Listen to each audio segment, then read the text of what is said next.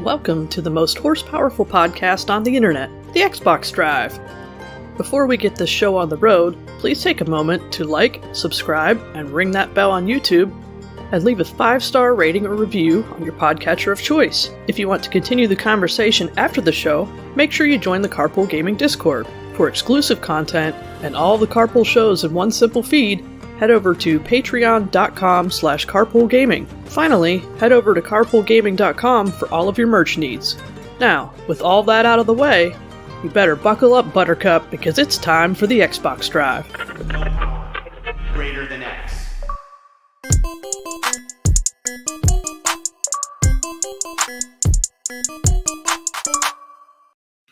Hello, everybody, and welcome to the Xbox Drive. Buckle up, babes. It's the Xbox Drive. Babes now. Babes. We like it. We love to see it. Re-record the intro. Yeah. All right. Fix it. There we go. We'll send you a new script. There's only one word change, but it's okay.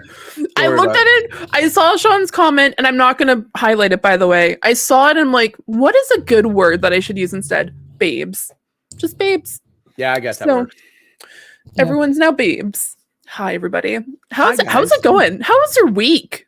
I worked and I played some video games and I edited content and I just had garlic bread, so that made my week even better, for sure.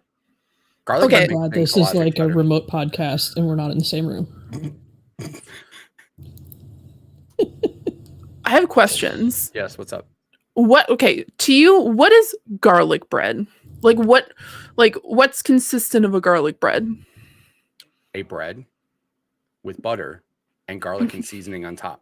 Sometimes cheese, sometimes melted cheese. Okay. I want to point out something. The garlic bread I had bread, butter, spices, cheese, and I put a couple pepperonis on some of them, so they were pepperoni garlic bread, a little spice in there. You know what I'm saying? They were delicious. Are they full of carbs? Yes. Should I eat them? No. But you live life. You know what I'm saying? Okay. And how about you, Bowza? So I've been really tired this week. So last night after work, I took a beautiful 2-hour nap. The good side result of that was I was awake at midnight when the new Lego Animal Crossing sets dropped. So I spent my time waiting in the queue and I ordered up all the sets. So I can't wait. They'll go back here on shelves somewhere soon. What else is on your shelf? Yeah. Do you know what? Let's just take a look and see what Bowza has on their shelf. Are you sure you want to do this? Oh, yes, I do. It's a little frightening these days. I'm telling you. Okay. Please tell me. Locklith made me buy this. Where the hell did you buy that thing? So, Locklith has lots of Squishmallows and this other plushie type called Jellycat. So, of course, I go to Amazon, like, I want a Jellycat. And that is what showed up. That is not a Jellycat. I love this. That is a cursed cat.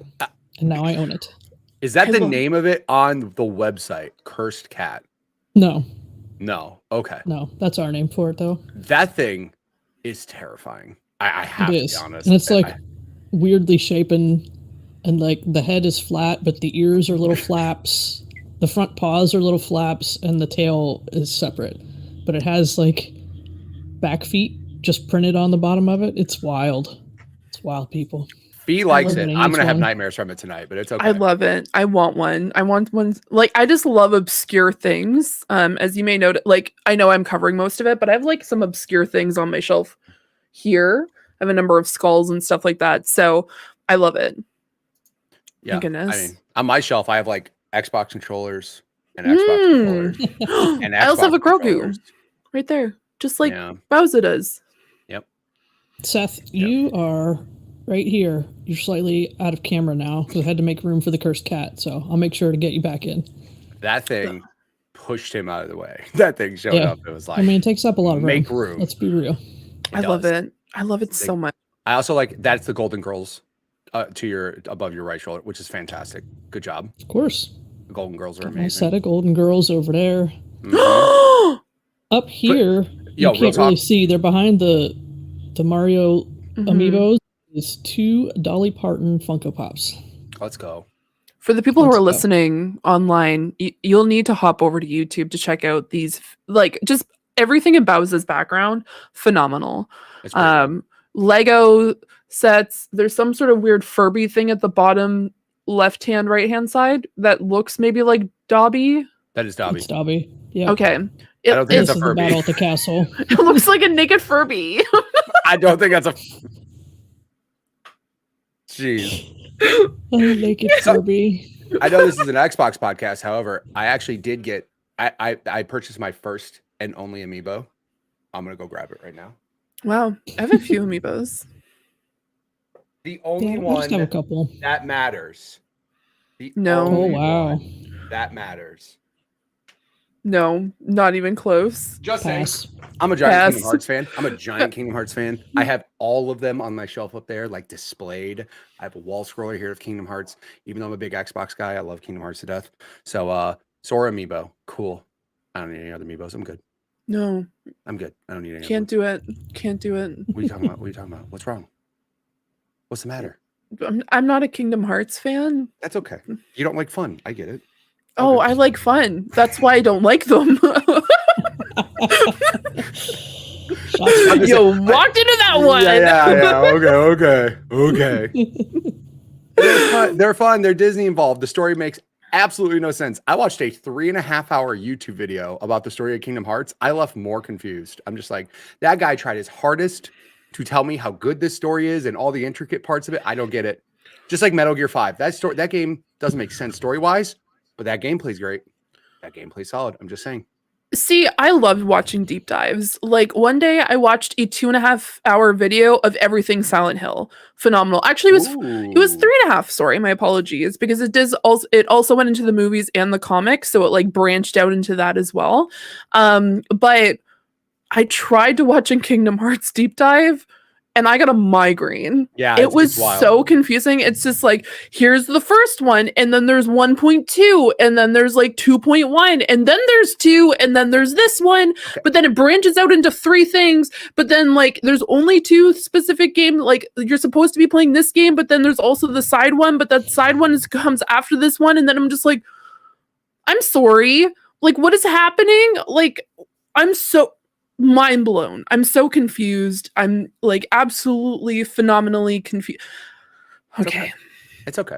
Seth in the It's chat said okay. it perfectly. Kingdom Hearts is incomprehensible garbage, and I've loved it for over 20 years. Me too. I appreciate it. Like, honestly, the story is wild, but like, again, I was just like, Square, Disney, thank you. I just like the collab that they do, and it gets wild, and it's cool. My daughter's middle name is Kyrie from Kingdom Hearts, so yeah. I got to choose the middle Okay. names of all my kids. Now I feel like a jerk. It's okay. You just shit on the one game that I named my daughter after. It's okay. Don't worry about it. It's cool. Moving on. Well, Let's now just that drink our we're Dr. Pepper. talking You'll be about happy. this, I'll be sad. Don't worry about it. We do have a little housekeeping. Okay, let's get to that then. Well, I wipe my We tears have off. Go ahead. some new patrons to shout out. We want to thank HVAC Sparky for checking out the 7-day free trial.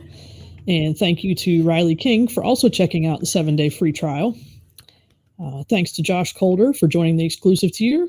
And thank you to Ian Kegg for also joining the exclusive tier. So welcome on in. Enjoy all that special Patreon content. Another housekeeping item we have is the release times for the audio podcasts are changing a little bit.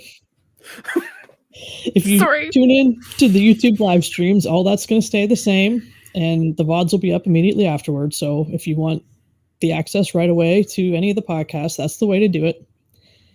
The Xbox Drive, this show, is going to be live on YouTube Friday nights, 9 p.m. Eastern. The audio version will publish to the Patreon feeds Saturday at 9 a.m. and it will go on the free feeds Mondays at 9 a.m. Nothing changes for the Pants podcast. Still going on the Patreon feeds Sundays at 9 a.m. And the other Patreon exclusive shows that are more, monthly-ish, BTS, Sweet Hangs, ICBA, those will be Thursday or Fridays, depending on what else is going on that week. So look forward to that. Also look forward to some big announcements that are going to be coming up soon. Not today, though. You might Not want to today, tune though. in next week for the show. We might have something Mhm. special cooked up. Something real It's true. special. Real special. Dr. Pepper finally sponsored the show. Let's go. Yeah. Let's go. Well, my Amazon order of Dr. Pepper Zero shipped, and then I got a notification that UPS rejected it and sent it back. So it was damaged. Did it So I'm assuming some explode? empty cans or something. I don't. They And got now a it says it's lot. coming. I don't know what's happening. The same package, the same tracking number said damaged, returning to sender, and now it says it's close by in like the next town over. So we'll see. I may or may not have Dr. Pepper tomorrow. I have to be honest. I've never ordered soda through Amazon. I looked it up and it was like 30 cents more expensive than Walmart local. So I was like, I don't have to go to Walmart. That's a win. That's why you have Walmart Plus. Walmart Plus. The best thing about Walmart, without seeing any of the terrible things at Walmart, because you just order things and it shows up straight to your door, and you ain't got to see any of those people or deal with any of that. That's we actually did that during the pandemic. Like all of us got COVID, and we're just like, we need food. We have to order it and get it shipped to us, and we did it for that week that we were all sick, and we never stopped because we were just like, this is way too easy. Once you get over the like someone else picking your produce, if you get over that hurdle, then ordering is the way to go. That is a hurdle my wife has never gotten over, and she never will. No. She though she'll like if it's in a package or a box, who cares? She's like produce and meat, nah. She's like, nope. I will walk into the store. I will do these myself because that dude is gonna pick bananas that look like they've been ran over by a truck, and they don't care. So yeah, she's very much picky on that stuff. See, one time, like I use Instacart here. So I had put in an Instacart order for Walmart, and I remember it was the day of a podcast, and I'm like, okay, I don't have enough time to go out, so I've run out of foundation. I need someone to pick up foundation, and my fingers are crossed that I get a woman. Now, I'm not saying that men cannot pick this out, but trying to get a man to pick out the specific shade I needed was a challenge.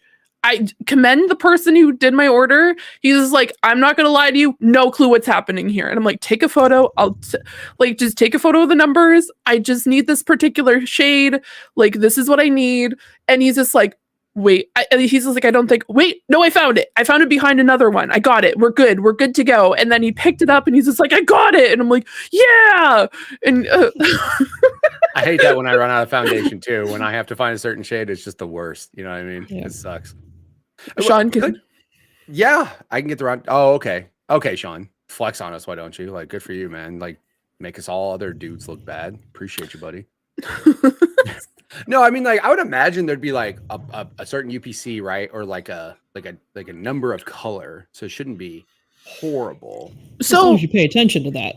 Yes. I would assume if that's your job to pick things, I would hope so. But you know what? That's assuming. I shouldn't do that.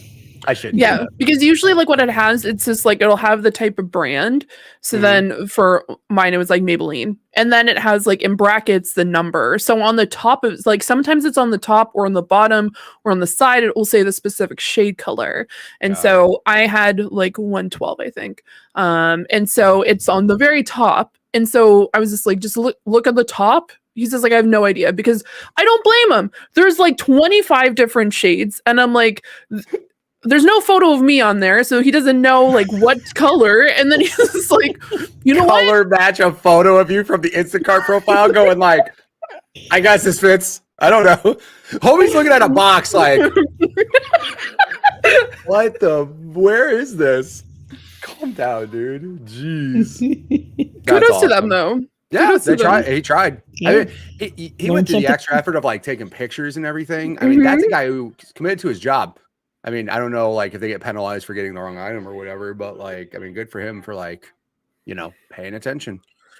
I've enjoyed using Instacart and DoorDash from time to time during the pandemic. Yeah, I still use it. Mostly because, like, I'm too tired after work to go out to go get groceries. Mind you, I love a good Costco run. I'm a Costco girly through and through. Once a week, if not more, I will go to Costco. Mind you, I don't do like the $200 orders because I know some people come out with like massive carts. Like I'm usually just going for like milk, eggs, and then maybe like one or two cool things that I find there. But like I know some people are like, I'm getting the groceries for the month, and it's just like, whoa, that's just too much for me. But no, I definitely use it from time to time. It's really helpful. Would recommend. Yeah, all the it's the best thing in my opinion. Some of those apps tell you the time you saved, and that's actually more important to me than anything. Because it's like I'm working, Like I gotta make money right now. I'd rather somebody else bring me my groceries instead of me taking time out of my day to go do something. I can spend that time doing something fun instead of, that. What is all of that? Oh, by the way, I do like this is all my okay, actually this is a quarter of the Sharpies that I have because I do art. So yeah, because Sharpies? yeah, Sharpies. Oh, okay. Because I did Okay. Inktober. So I have like stuff over here. Ooh. I have a question. What is Inktober? Oh, so for the month of October, you draw something each and every day. So these were like some of the stuff I did during October. Whoa! Wow. Yeah. That's talent. I don't have that talent.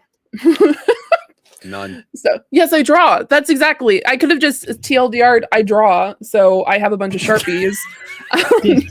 TLDR, she also draws 1,000 Sharpies. I imagine Sean just being here and going, she draws. And that's it. Just backs away from the mic. Sean answers with a, she draws. I Move also, on. it is funny because I do have the Costco amount of sticky notes in like a container behind me. It's just like this massive plastic container just full of sticky notes. But I need to get that off my desk because I just kept on putting sticky notes everywhere. It's funny you mentioned like I go into Costco and I don't go crazy. I always go into with the intention of not going crazy. And then somehow, like, how are we at $400? Like, what happened? Like, what happened? But also, big family shopping. You're right though. Like, we do the grocery things, but we have teenage kids. That's all I gotta say. I have a buddy who like has 3 boys, and he was sad to find out how much I spent when I went out to eat for my teenagers. He's like, he's like, I'm gonna go broke. I'm not gonna be able to feed these kids. I'm like, yeah, probably. Yeah, you might need to buy just like a pallet of ramen and be like here, and it'll be gone in like a month. So yeah, hi, Mr. Costco. I'd like 1 brick of sticky notes, please. Yeah, 100%. How many Sharpies can I buy in 1 purchase order? They're just like limit on these. Yeah, I think it's like a 24 pack of Sharpies, if not more. And I have, I think, 2 packs of them. I have one of those packs. I'm not gonna lie. my daughter probably does. I don't. Again, my daughter's the drawer. I don't draw. I just like Sharpies. I like the stream. So funny. Hold on, let me make sure the logo shows. Oh. So, yeah. What? Oh. I was just curious what was going on in the chat. I'm getting distracted. I need to stop getting distracted. ADHD brain happens sometimes, guys. Oh, good. So why don't we let's see. What are we playing, guys? I'll answer Fiona's question. I'm just kidding. Go ahead, Fee. What are you playing? Go ahead. I'll stop. You know what? I'm not going to start off with the game that I've been talking about for the past 2 weeks. I'm just gonna go into a card game called BobLoblaw. Pretty freaking great, guys. I am obsessed with this game. Mind you, the reason why, which sadly, I can't play on Game Pass right now because it is not a Game Pass game. It is only on console, which I found out the hard way. But I've been playing that on Steam. So if you're not familiar with BobLoblaw it is a card game. You get a 52 pack of cards, and then you have to, get to the end. It is a roguelike game where you get the same cards each time, but then you can build your deck up differently. You get different power-ups from jokers. You get different power-ups through planets that boost the type of poker hands. And funny enough, I do know how to play poker. Unlike some people who think I don't know how to play poker and keep telling everyone I don't know how to play poker. That's a shout out to Harv. If you're listening to this podcast at some point, Harv, stop telling people I don't know how to play poker, because every single time I've talked about this game, he tells people, yeah, Fiona's finally learning how to play poker. And I'm like, nope, know how to play it. Definitely not correct. Those people are mean. Absolutely, Sean. I agree. Mean person indeed. She straight up took her Harv hate to a different show, hoping he hears it. Yeah. Like, I brought it over here. No, I have been really enjoying it, mostly because I love card games and I love the randomness of a roguelike. So it's very much something that's like right up my alley. But it's not overly complex. Because you do get used to the types of jokers. You find different jokers that might work well together. There's some like synergy that goes on. It really depends on what you're looking to do. And then there's different types of decks. So there's like the red deck, which just gives you like +1 to your hand size, but then there might be another deck, like a blue deck, which you get abilities through something else. So it is very, very fun. Even though the Joker makes fun of you if you lose. Oh, that's kind of mean. And they insult you. That's mean. They insult you. Yeah. They're just like, man, at least I know how to play poker. And you're like, are you Harv? Harv's in the game? Harv's in the game? Harv's a programmer. Go sell us to be specific. Yeah. He actually made this game. Joking. No, either way, it's a really fun game. I would highly recommend it if you haven't. And if you have an Xbox, guys, you can buy this on Xbox and play it. It is fantastic. Would highly recommend. Nice. 10 out of 10. Card games. There's a Kingdom Hearts card game called Chain of Memories. It's no, we're not going to go there. Okay, we'll stop talking. No. Alza, what have you been playing? Oh, since the last time we spoke, I played some Fortnite. Finished up the battle pass on that. Nice. And you played like a game or two the other day. That was fun. Yeah. You watched me play one on stream, and I choked under pressure. It was terrible. We won't talk about that. I deleted the VOD. Don't worry about it. Nobody will see great. it. Awesome. Ryan, edit this part out. So, recently I just finished all of the achievements for Vampire Survivors, and they did me dirty. They went and released a free DLC, adding I think it was 8 new achievements. Like, son of a gun. But fortunately, I got it all done in one night, so I'm back to 100% Hey, on let's Vampire go. Survivors. It was a fun DLC, and who doesn't like free stuff? DLC ain't going to get her down. You hear that? That's right. You can't hold me back. That's right. That gamer score is getting higher and higher by the day. Mm-hmm. Love it. They're like 5 points or something ridiculous. Like, it's tiny. You're There's 204 achievements in that game. I think you it's have all of them? 1,540 points now. Do you have all of them? Yeah. What's it like to feel like to 100% a game? It feels wonderful. I bet. I've done it too. It's crazy, right? P, how about you? You might be giving him the look, but it's also giving me the look, and I kind of feel bad now. Maybe she's This one's giving for me the you, look. Bowser. Yes. This one's for you. This one's for you. Yeah. Oh god. Locklith, I need help. No, it's time for you. Oh no, she's gonna get Rich Bauer just like I did on Retainer. Oh no. And then the last thing I've been playing on Xbox is the game that was chosen for me, Minecraft Dungeons. So the old NASCAR race chose that for me. I think I finished it today? Question mark. It's really I not that defeated long. the big bad. It's a really short game. So I get it. I've heard a lot of people say this is your first Diablo, right? That it's a very good introduction. And Diablo 4 was my first Diablo. And I really agree with that statement. Mhm. It took me a little bit of time to get used to not being able to jump or move my camera, things I like to do a lot. But yeah, it was pretty fun. I could see myself going back through, it unlocks a new difficulty once you beat it. And there's also DLC stuff. I don't know if I'll get those, but we'll see. Is it included with Game Pass? The DLC stuff? No. Really? It's usually not. Mm. Usually it's So- discounted though with Game Pass if you have that. So Yeah, you really it's do probably like on to pick it sale. up. Yeah. I do love a good sale. Isn't it usually like 10% off? At least. Yeah. Sometimes it's Yeah. more depending on what it is. At least, yeah. Yeah, my It's wife fun. and I played Minecraft Dungeons when it came out, and you're right. Yeah, so you could play it, but you could replay the levels over and over. Harder difficulty, but yeah, it's very much like just a toned down Diablo, and again, that's not a knock on it, because I mean, Yeah. also it's a good thing for any age group too, so it doesn't get too crazy or complex. Apparently, just Fee went into the upside down, like she's gone. Like, I don't know where She's Fee in the went. void. It's Fee, fine. where are you? Fee, come back, come back. Oh yeah, she's back. She's back, guys. Don't worry about it. We saved her. Good job, Bowser. No, yeah, I got Minecraft Dungeons is fun though, and like I said, even if you have kids of any age, like it's pretty easy and explanatory for all ages. And like I said, I mean, it's an intro to Diablo, which is definitely way more advanced with like tons of combinations of armor and things you can attach your armor and ways you can customize it. And yeah, but Yeah, I it's think it not did a a good bad game in job. any way though. It did a good job having those things. Like, you're getting new weapons, but it's not like overwhelming, right? Right. You get a couple new weapons in a level, and then you can check your inventory and say, okay, this one's better. I'm going to salvage that, get my points back, and enchant this one. Not as many like options, so it's easier for people to kind of Yeah. get on like a path, right? Diablo's got a billion things you can do to go different options. Whereas this kind of has like a more narrowed, different approach when it comes to skill trees or when it comes to upgrading your armors. And it is fun though. Yeah, I mean, no knock on it at all. Yep. So Fun times. I enjoyed it. I'll probably play a little bit more. But I do need to start the Backtrackers game for the month, which is Wizard with a Gun. I mean, I'm not saying I don't see. Careful what you say, because I picked it. No. I'm not knocking. I'm just looking at the title. It's like, I'm a wizard. However, watch out. I mean, you know what I'm saying? Like everything best of both worlds. I've seen in life, everything I've seen, bullets are probably faster than spells. Just guessing.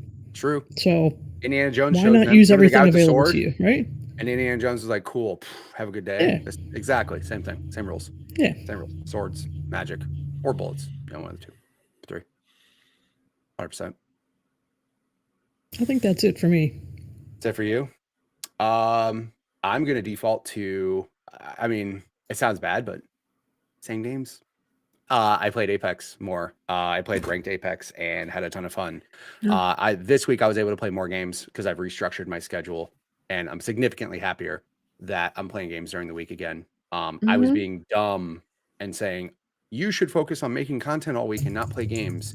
And then I was miserable all week because I wasn't playing games with my buddies and I was just holding out to the weekend. But now playing games. So I played some of that. I played some Call of Duty. I played some Fortnite with Bowser. But yeah, it was fun. Just did some solo ranked, which that's sometimes hit or miss. Sometimes playing with randoms is fun. Sometimes it's the worst day of your life.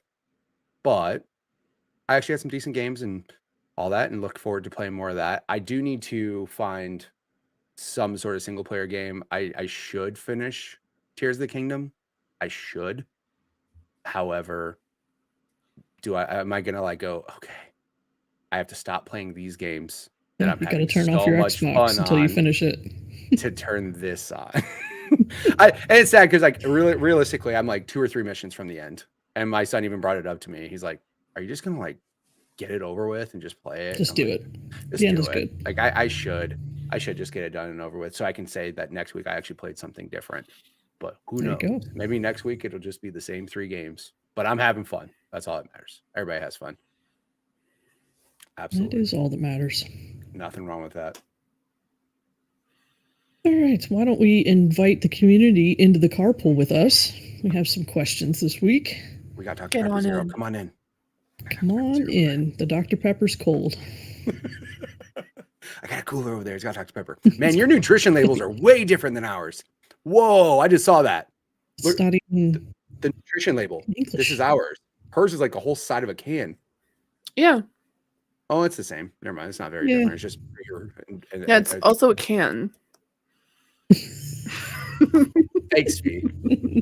What kind of questions we got from the community this week? All right. Nikolai 2.0 comes in. What do we think about Square and Microsoft's relationship? With Visions of Mana and Final Fantasy XIV now coming to Xbox, do we think there's a way Team Green can get mainline Final Fantasy entries at launch alongside Sony after the Final Fantasy VII trilogy is done? So what do you think, Fee? Do you think we'll get some Final Fantasy games day one on Xbox?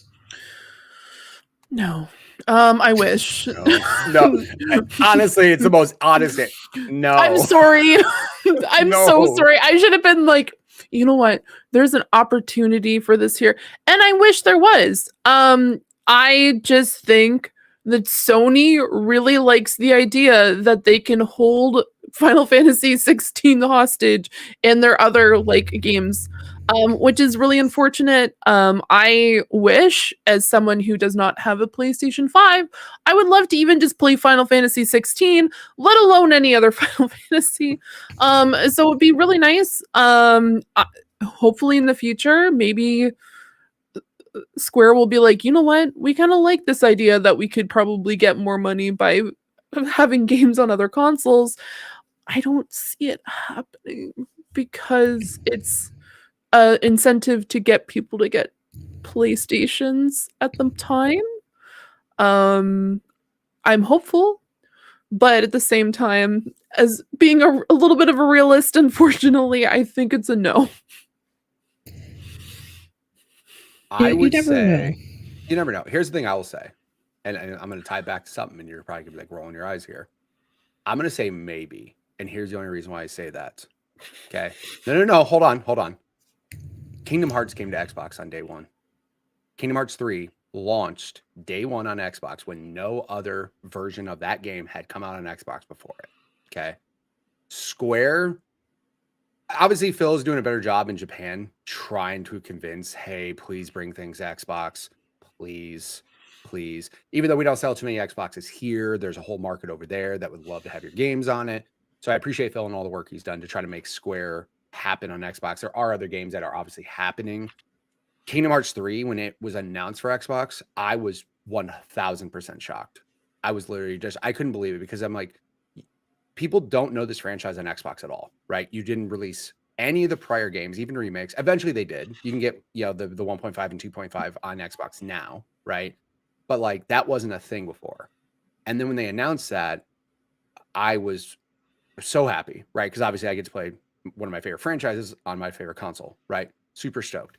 However, that was like, I felt like that was like the only one where they were like day and date, like, yes. But ever since then, it feels like they're just not. So I'm not saying never. Strong possibility because it's happened before, but highly doubt it at the same time, though, only because like their market, Japanese market, Sony, it makes sense. The only thing I'm more shocked about is the fact that give it like the 1 year exclusivity thing.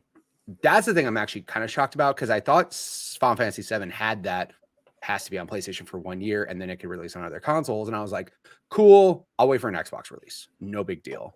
And then it didn't happen. And that's where I was kind of confused. I'm like, and it came out on PC though, didn't it? The first part of the remake, didn't that come out on PC? Am I confused? Can we she's Googling. I don't know. I thought it did.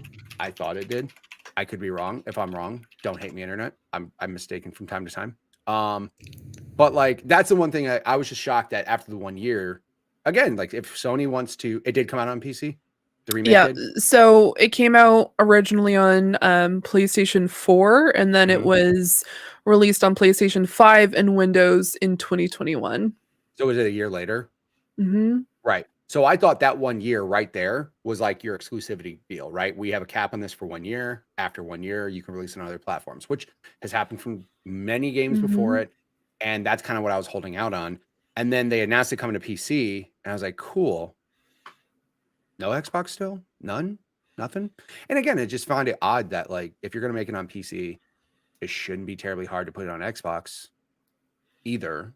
But I don't know if there was a lot of like legal stuff that happened between that lawsuit with Sony trying to block Microsoft buying Activision. I think that was a thing. Like they paid to kind of make it exclusive, which again, business deals happen all the time like that.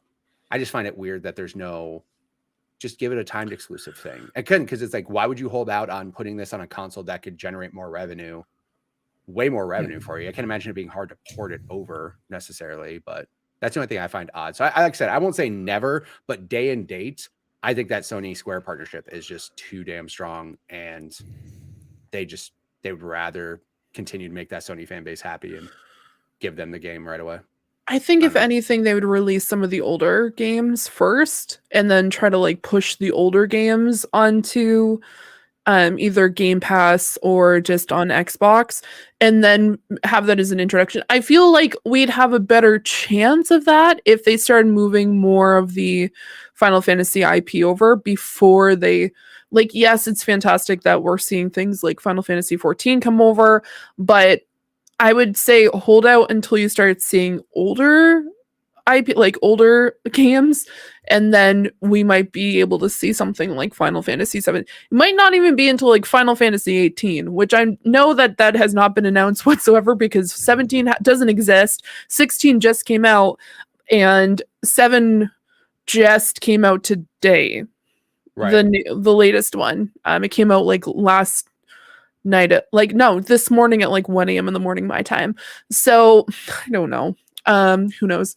Either way, they did have Final Fantasy games on Game Pass, by the way.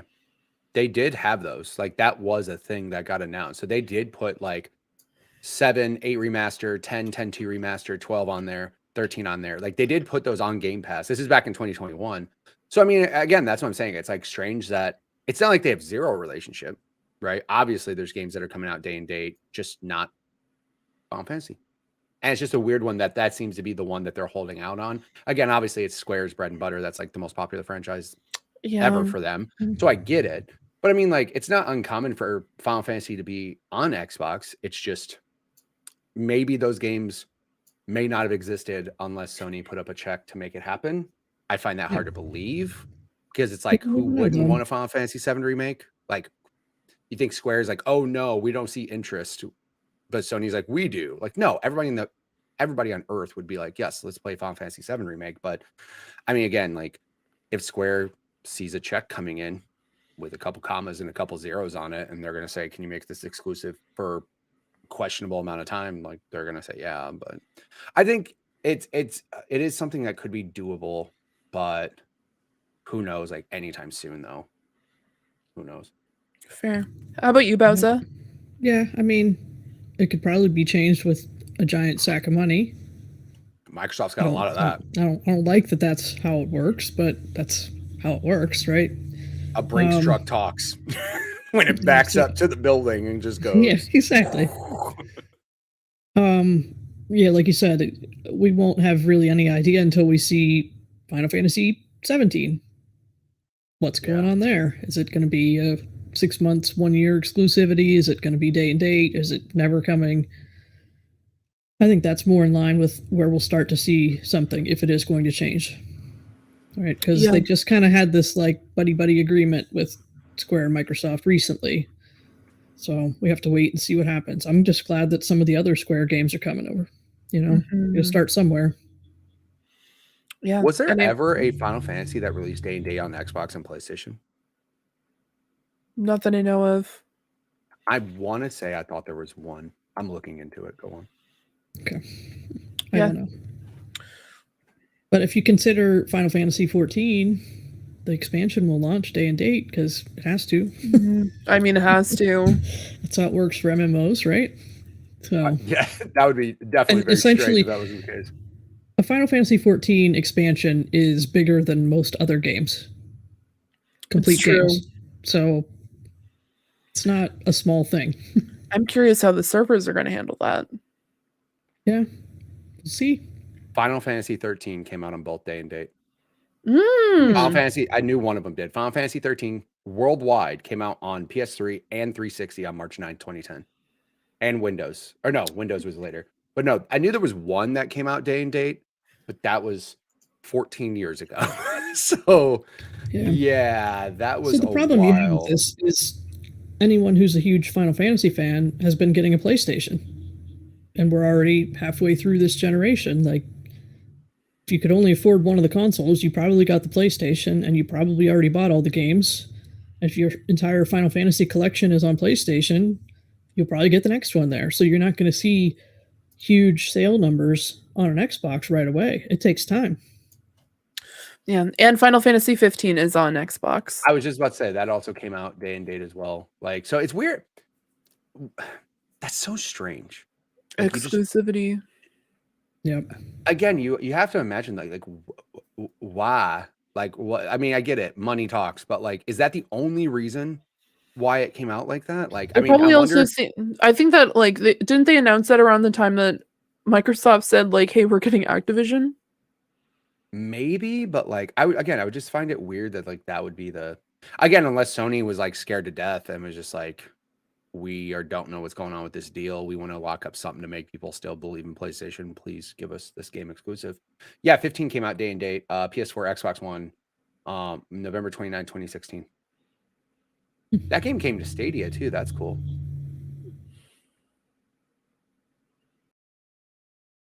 Yeah. Any other Lots of things came to Stadia.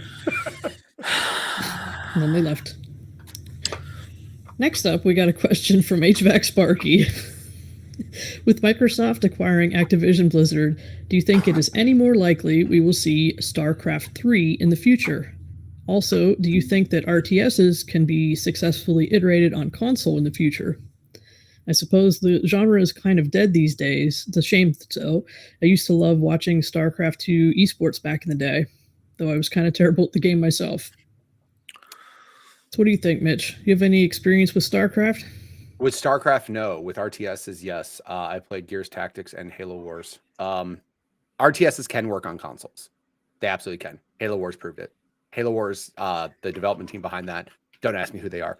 They did a great job of adapting RTS to controller, and it played well. Like, I didn't feel at a disadvantage. I didn't feel like it was like poorly designed. It was great. So can RTSs work? Yes, they absolutely can on console. What's the likelihood of something like StarCraft 3 happening? Unfortunately, I'm going to say unlikely, not because of any other reason besides the fact that just like other games that they push are going to make them more money, unfortunately. They mentioned, I watch a guy on YouTube who said he used to work at Blizzard. He does game development now. He does streams. And he said that one mount in World of Warcraft made more money than all of StarCraft 2, including its expansions. One mount. So, unfortunately, when they look at what's going to drive money, and that's a stat that's out in the world, unfortunately, will they make it again?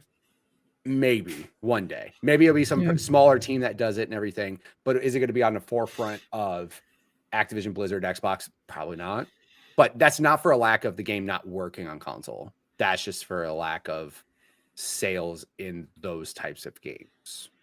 But I won't dismiss it, because I mean, Xbox has done things that people didn't think they would. So I mean, there's, especially if Phil likes it. That's the thing I love about Phil Spencer. Yeah. Phil Spencer bought an entire company and just goes, y'all remember this game that's from like 2006 that no one remembers? I like that one. And you think he's gonna be like, I want to greenlight a new one of those? Yeah, he could. So here's the bigger question: does Phil Spencer like StarCraft? If the answer is yes, you'll probably see a third one because he wants to see it himself. So what about you, Fee? What do you think? I see, what I like to do at this particular stage is think about how well did Diablo 4 go about?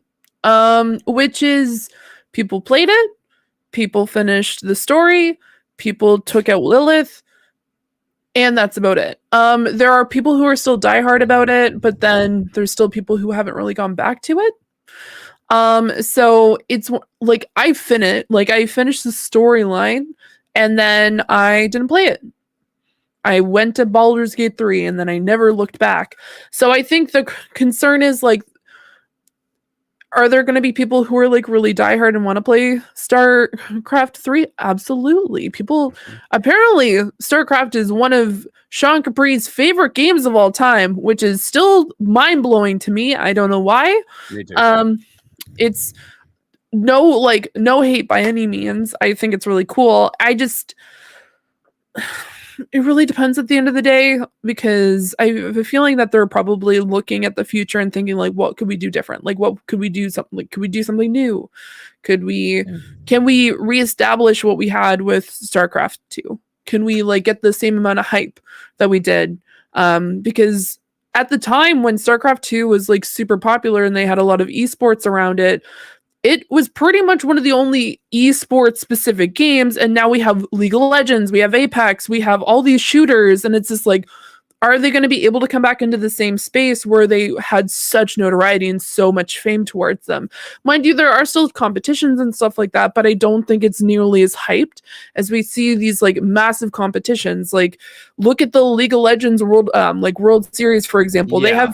They have like insane things that happen at it. They bring like New Jeans and stuff like that, which, by the way, if you are not aware, it's a K-pop band. But they tied it all around to K-pop. I see your gangle. There you go. Go on. But no, like, they have literal like bands and stuff like that. And I'm only speaking from illegal like Riot because I have watched them, but I also know Apex does insane. They have Valorant tournaments, so it really depends on the climate and how much they think they're going to be able to expand upon that, and if they're able to get the hype again. So we might see it, but it might not come back as strong as it did with StarCraft 2. Yeah. Maybe if you see a resurgence in general in RTS, then they would resurrect it and say, hey, remember this? We did this a long time ago. We're pros. But Yeah, Yeah. because they also grow on the nostalgia factor. Because I feel like Blizzard does really well with things like World of Warcraft Classic, with WoW Classic. Because I know the amount of hype that they had for like Wrath of the Lich King when they brought that into Classic, people were losing their minds. They should merge StarCraft with Helldivers. Don't tempt me with Collab. a good time. Don't tempt me with a freaking good time. That would be fantastic. No, I would like to see it because I know how I have friends who are huge fans, but I don't think that's their main point in focus at this time. I think Yeah. they could do something. I mean, the other thing too is Game Pass. You know, bringing back some old games. I mean, obviously, once they start putting all the old Blizzard games on Game Pass, maybe some revived interest in that. Maybe. I don't know. Yeah, maybe It's they use that as a hard thing. gauge for what level of interest there is. Like, Oh, who yeah. actually Right. fires it up and says, hey, there That's is a a market. Maybe we make a scaled down RTS, you know? Do you know what doesn't gauge interest? Making a mount that's $65 USD and putting it in your game. Yeah. I mean, that's kind of excessive. By the way, the guy I was talking about on YouTube, Pirate Software, he has a lot of great Yeah. videos. And he Oh! used to- yes, Pirate Yeah. Software. He used to work at Blizzard Activision, and he has a lot of interesting things to talk about that company. Yeah. But Congrats to him. But he was the one who mentioned that. He was the guy who said that one mount in World of Warcraft made more money than StarCraft 2. And I'm like, because he was talking about basically microtransactions and how companies aren't going to stop making them because dummies Yep. buy them. Because they work. Included. I just bought a $35 skin for Fuse in Apex. It happens.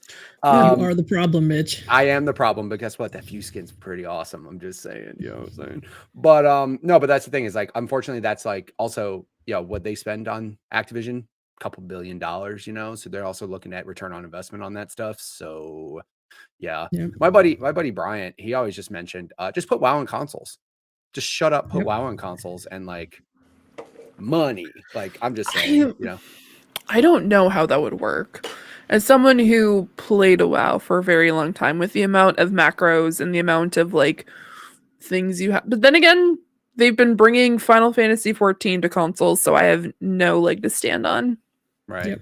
That's I where I mean, play it. KBM, you can hook it up on a console if you wanted to, but I don't No, know my people who controller's do fine. that. You know, like yeah, I'm cool on controller.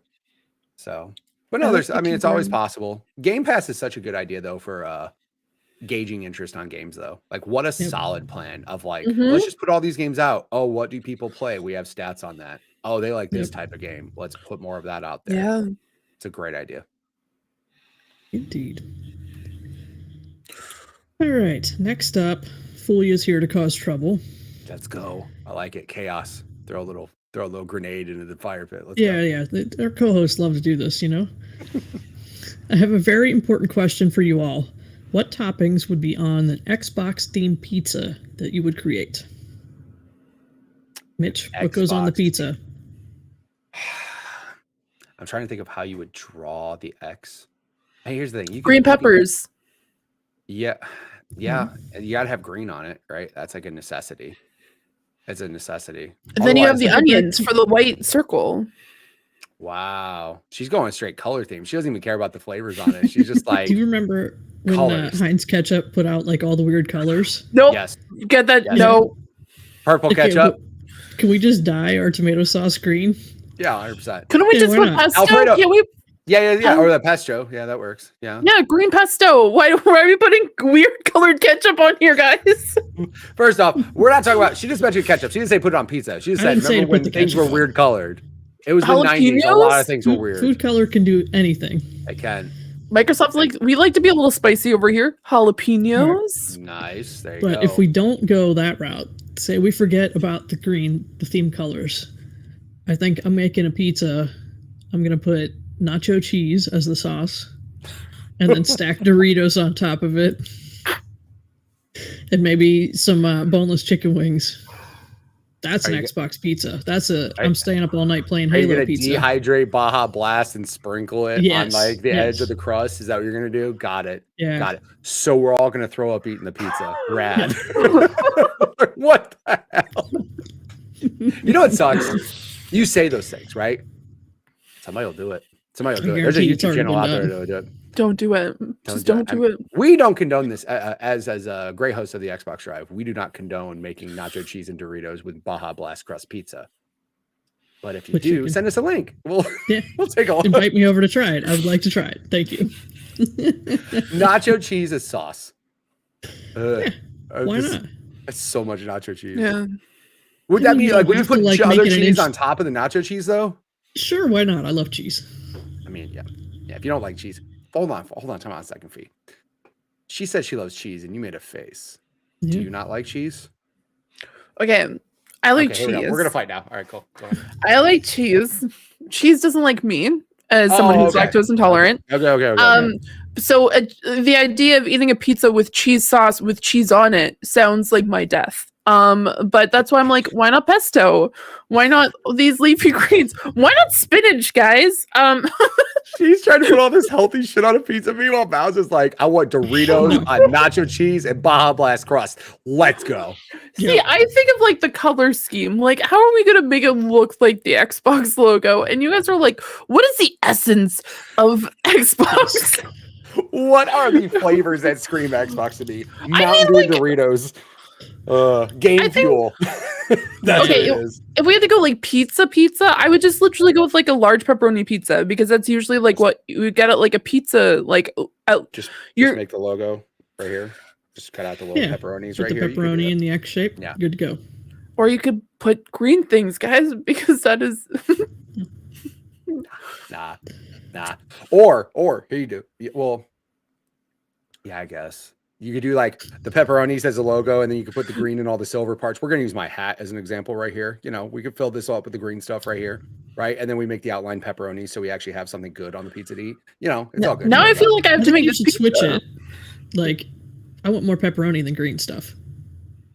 Yeah, actually, you know what? Have all of this be pepperoni? Yo, I'm with that. That's a lot of pepperoni, guys. Live your life. What are you talking about? Pepperoni's great. Just YOLO. I mean, I might have heartburn for 3 weeks, but I mean, like up until like 6 months ago, I didn't eat like red meat for 4 years. So like that's just me. I haven't eaten red meat since like an hour ago. I mean, same. I had a Dannohh. So a what? A Dannohh. Is this a Canadian thing? Bowser, do you know what this thing is? I've heard of this before. Is it a Canadian thing? It's a Nova Scotia / East Coast thing. Yeah. Let me just bring a photo up here. Anybody in chat know what she's talking about? Am I the only one? Okay. This comes up in conversations on the backtrackers. Also, that's why I asked you about garlic bread earlier, because we have garlic fingers, which is like a pizza but with like a garlic sauce and cheese on it, and then you dip it in Dannohh sauce. So give me 1 second here while I show the screen here. I want to point out something. I've had like, I've seen people do that, make like a pizza that's got basically like cheese and like garlic and stuff, and then they cut it into long strips, and it's like little garlic. So I can imagine that's what it is. This is what a Dannohh is. That looks like a gyro.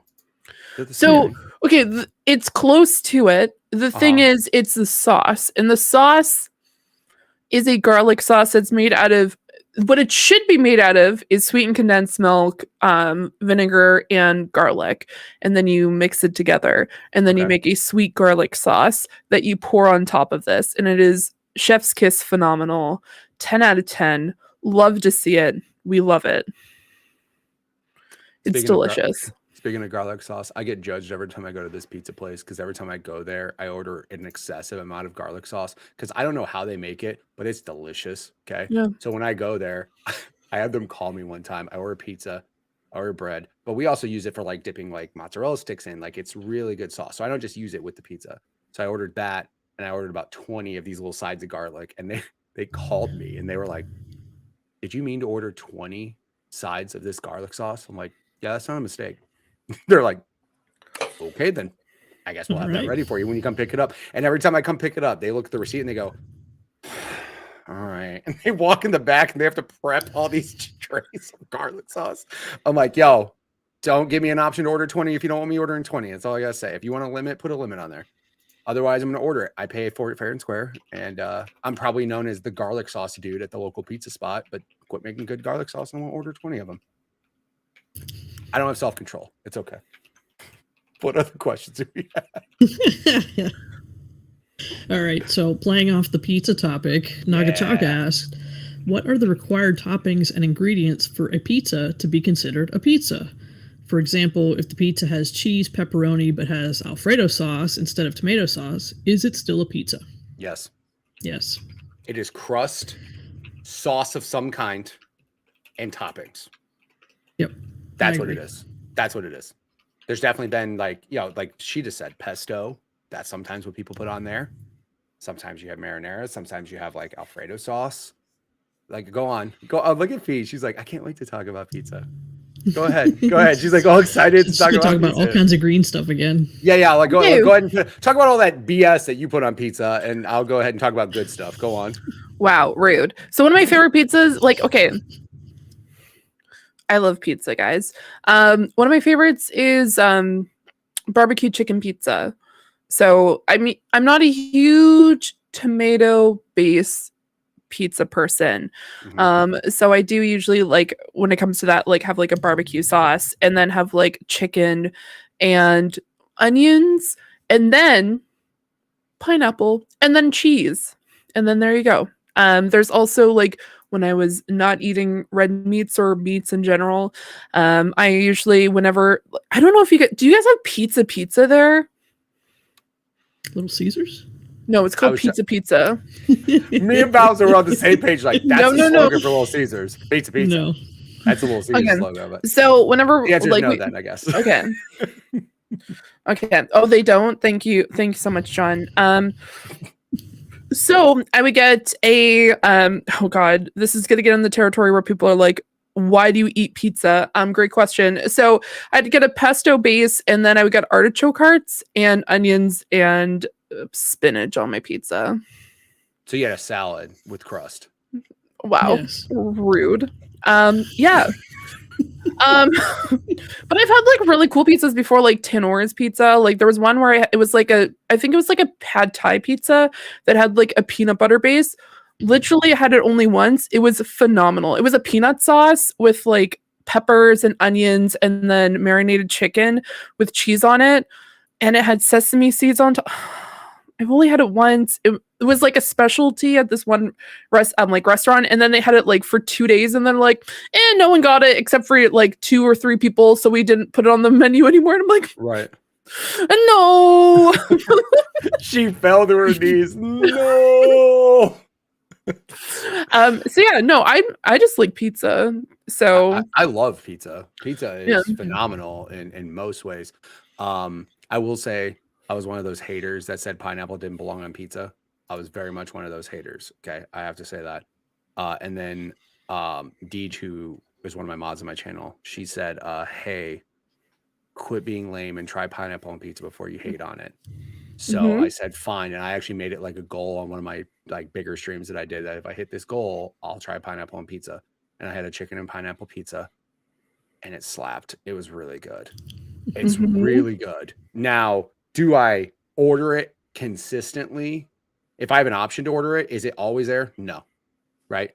I may order a small one and like have some of that with normal pizza. And I say normal as in pineapple's not normal. A lot of people don't consider it normal. But I just don't feel like if you gave me an option to order pizza, would I, for only one pizza, would I go with the pineapple one? No. But it's not bad. So anybody who says pineapple doesn't belong on pizza, try it first and then see if it sucks. And if you don't like it, then you don't like it. But I tried it and it was actually pretty good. Yeah. How about you, Bowser? I think I would add that pizza needs cheese. Sorry, Fee.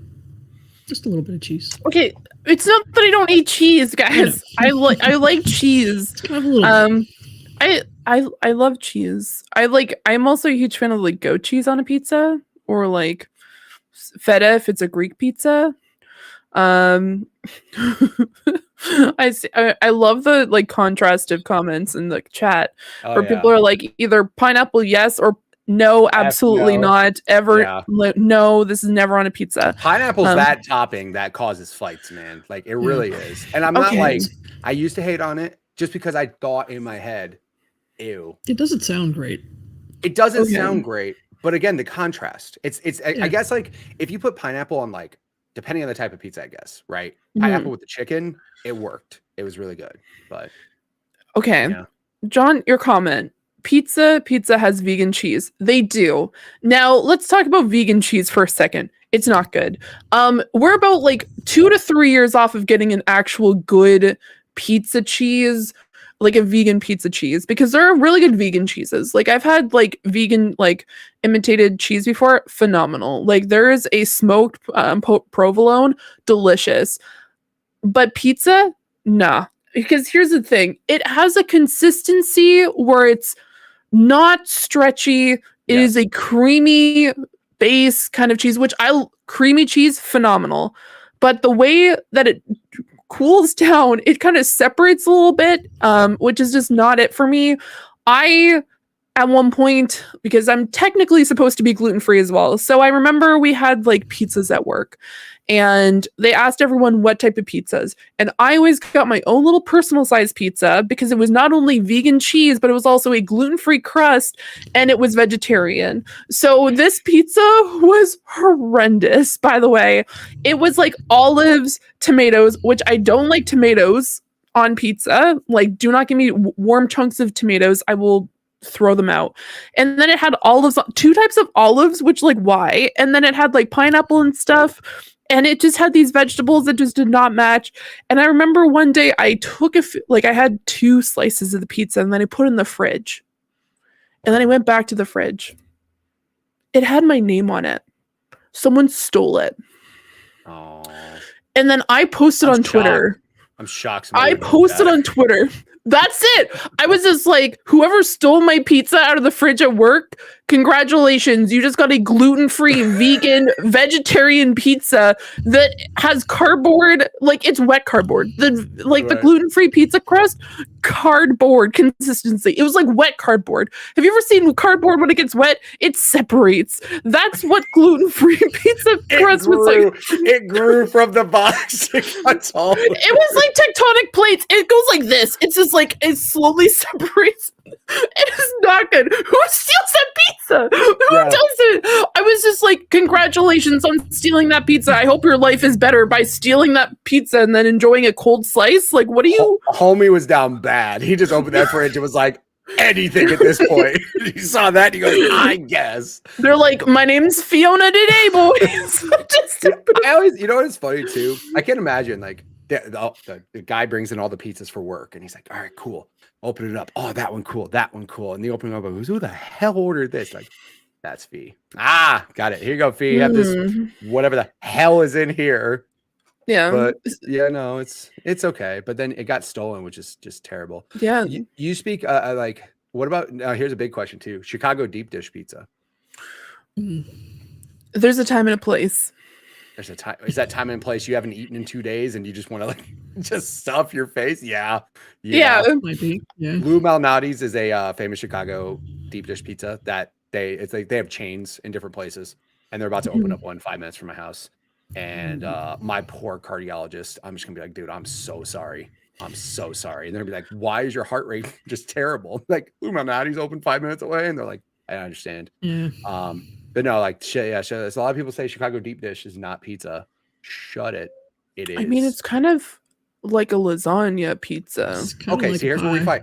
Here's where we fight. I'm not trying to fight. It still qualifies as pizza. Like it has the ingredients that are required. It does. We laid out earlier. That cheese pull. But as soon as you said the cheese pull, I'm like, you want a cheese pull? Here's your cheese pull. That's your cheese pull. If it was made with vegan cheese, I bet you if you walked into Blue Malnati's and asked for vegan cheese, they'd politely ask you to leave. They'd be like, "We don't do that. Get out of here with that." I'm a thin crust fan. I am definitely, if I have to order a pizza, I get a thin crust. Out of anything else, yeah. Also, I do like cauliflower crust pizzas. Those are really good. Yeah, it's weird. It's like if I want a lot of different types of pizza, then crust is cool because you can try a slice of this, and you don't feel like a terrible person at the end of it. But then there's some days it's almost like emotions. It's like, how sad do I want to feel after eating? Yo, Detroit style pizza is the best. Yes, that pan pizza slaps. It's real good. That's what I'm saying. Like that's what I'm saying though. Like you eat that, you're like, how do I want to feel after eating this? Do I want to feel like I can function? or am I taking a nap? And that's where pan pizza hits the spot sometimes. You hit that pan pizza. Detroit style's great. It really I feel is. like Detroit is in the middle of Chicago and like New York pizza. Like it's like if they put two of them together, this is what it would come out to. You know it's what's like you crazy? have the pan. Geographically, they're almost in between each other too. It's wild. Wow. You know what? It's fate. It makes sense. Good night, everybody. I'm done. I'll stop talking. Bye, everybody. This was the Draw a line Xbox from Drive. Chicago to New York. It's almost like Detroit, somewhere in the middle. It's crazy. Oh my god, Jets. What's a Jets pizza? Jets is I believe it's an East Coast chain. I've heard the name before. I have not had it before. No. I've heard though that Jets pizza is solid. It looks like a Greco's pizza. You guys don't have Greco's. I don't know. I know. I said it. I said it out loud, and then knew I was with two Americans, and I'm like, you guys know what Greco's is? That was the best part when she said, pizza. And me and Bowser were like, you mean Little Caesars? Like, it's okay, guys. It's okay. I know. Little Caesars, they have that Detroit style pan pizza that Little Caesars is kind of cardboard garbage, except for that pizza. This is where I miss Sean, because this is where Sean would be like, I know what this is. And I would be like, Sean, you and I are on the same wavelength. But I'm sorry. I miss you, Sean. Canadian's not here. We miss you, Sean. I miss you more than Fee, even though she wants to talk about pizza without you. Yeah, it's okay. He's like, what the hell? Why did I catch this straight out of nowhere? Okay, I'll remember this. It's going into the bank right up here. I thought your lawyer was going to show up today. What happened? She took another vacation. I was just like, you know what? We just give vacations out all the time here. I'm Canadian. I don't even know what pizza place he's talking about. What is happening? Is Greco's only East Coast? Now she's going to give Ryan's throwing Canada, it's not even us. It's not even the Americans. Exactly. Yeah. Thanks, Ryan, for sticking up with us. Appreciate you. Okay. Buddy. Okay. This is okay. Is it? Is it just? Oh, it's Atlantic Canada. Here we go, guys. I didn't know. Here we go. It was nice talking to all of you. It has a really pull it up on. Let's see what it looks like. I want to see what this place looks like. Okay, see if this is working. They have an entire jingle, because their phone number is always 310-3030 Greco, and then it's just gets stuck in your head. Side note, fun fact, it is a really good jingle, but I appreciate a good jingle on a commercial. While I bring this up, I may or may not have inadvertently made my entire home, where my house was in my hometown, or specifically where I moved to when I was a kid. I got it blacklisted from getting delivered by this pizza company because I ordered their pizza while my family was at a tournament for my sister. And it was a snowstorm, and I lived on a mountain. And so they had to drive up in the snowstorm, and they got stuck. And not only did they get stuck, but then the tow truck got stuck. And so they straight said, if she orders, tell her no, or we're closed. They never allowed, they originally delivered up there, but then they're like, no, we don't deliver up there. And I'm like, it was me. I was to say, I have a friend who couldn't get deliveries at his house for an entirely different, more American reason, but we won't get into that on this podcast. Don't worry about it. My reason is there's no pizza places close to me. Yeah. Yo, that doesn't look bad at all. That actually, that looks decent. That actually looks. They have party pizzas. Hey, yo, is that Monopoly Man? Did they just take the Monopoly Man? No, it's in my hands. Yo, time out. Get Monopoly Man up here and just tell me that's not a copyright infringement. Oh my god. They give him a chef's hat and a little handkerchief on his neck. No, it's not. But yeah, they have. Time out. Hold on. I see right there. It says start your order or call 310-30. Is that a speaker so you can hear the jingle next to it?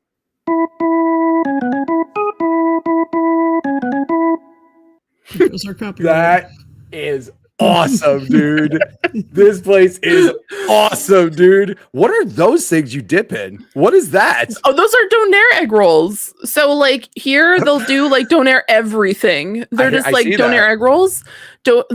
We went to another place and they had Donair chicken nuggets. It's nuggets, but it was just Donair meat, and it was very weird. Would not recommend.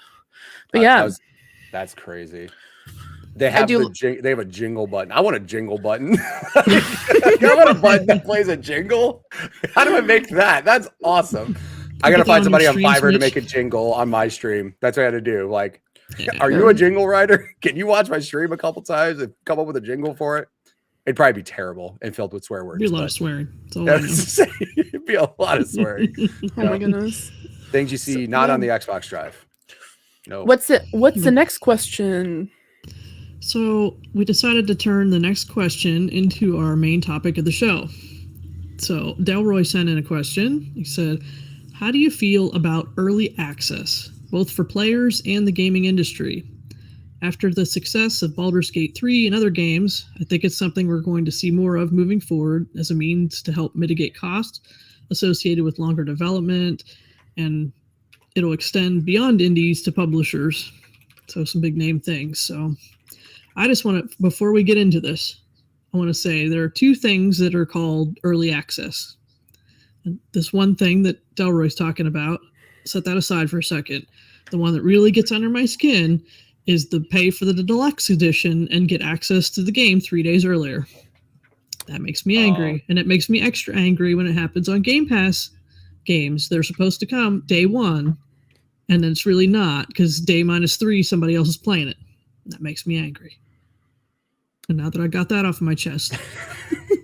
Before we get into anything, let me get my thoughts out. I hear you. How did early access work out for Baldur's Gate 3?